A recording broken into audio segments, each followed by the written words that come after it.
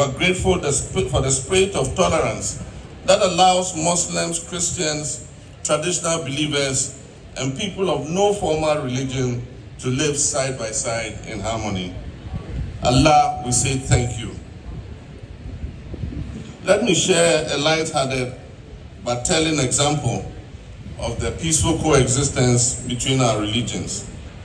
During every Eid celebration, our non-Muslim brothers and sisters, whether they are neighbors, our workmates, or our friends, eagerly await their share of the Salah meat. Indeed, this year, I saw a post on social media during the recent Eid al-Adha festival, and it read, I quote, "To whom Christmas jollof and chicken was given, Salah meat is expected." And I believe this is a Christian who wrote this.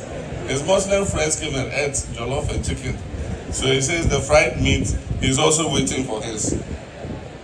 This simple act of sharing across religious boundaries says something more profound about who we are as a people. We're people capable of celebrating one another's blessings.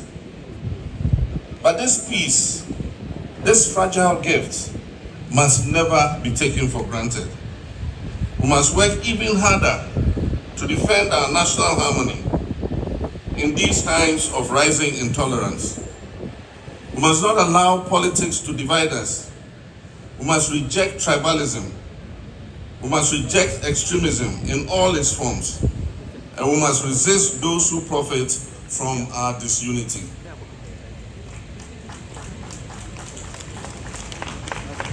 The Holy Quran in Surah Al-Hujurat 49 verse 13 reminds us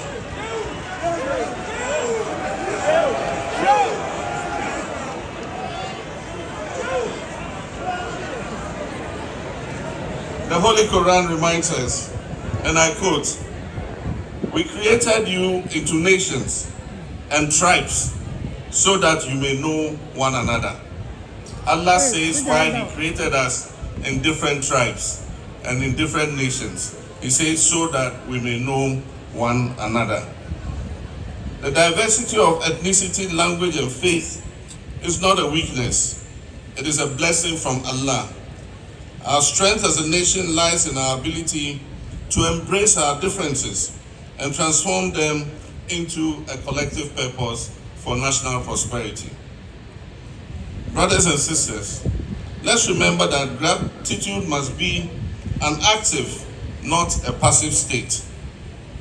The Prophet Muhammad, peace and blessings be upon him, taught us that each of you is a shepherd and each of you is responsible for his flock.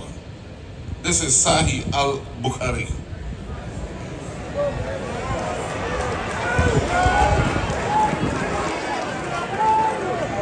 I did my research yesterday.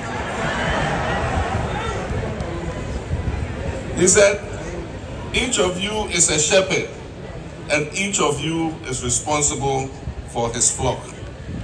This is a call to duty, whether in public office or in private life.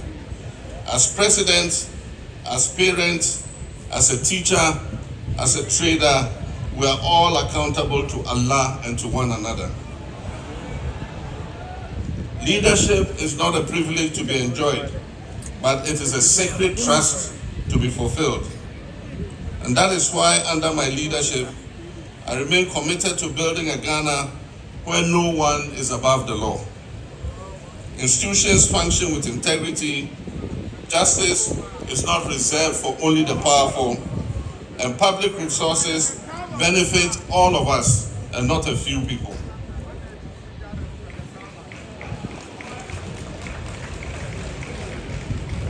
My brothers and sisters, for over 3 decades, Ghana has maintained a democratic path marked by peaceful transitions and robust civic participation.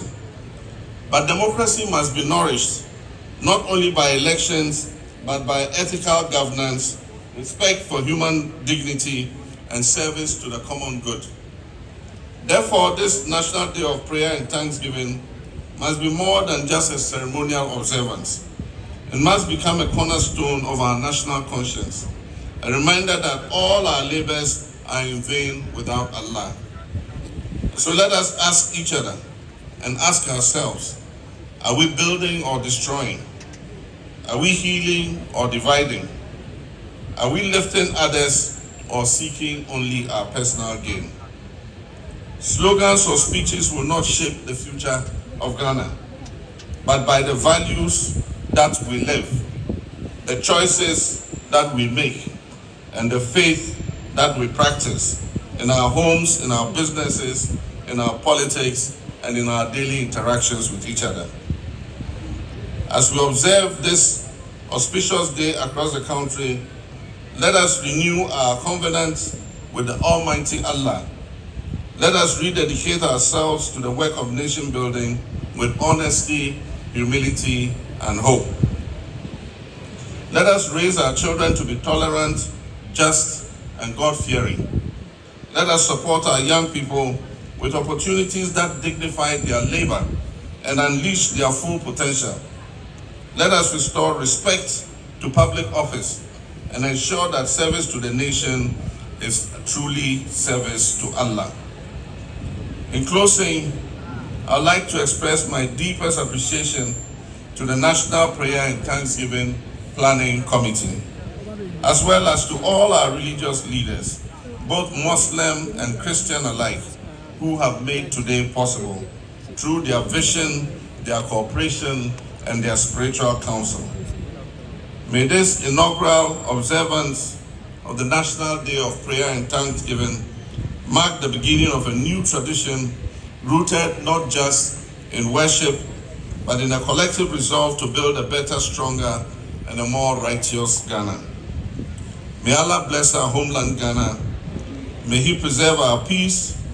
May He deepen our unity. May He guide us towards enduring prosperity.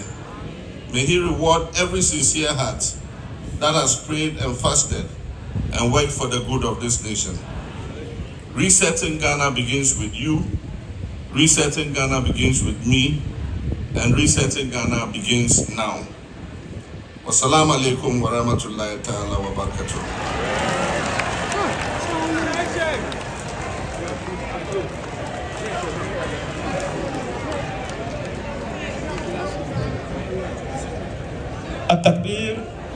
At-takbir.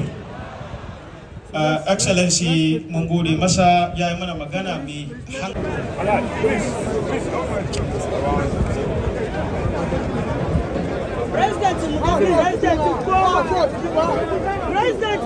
President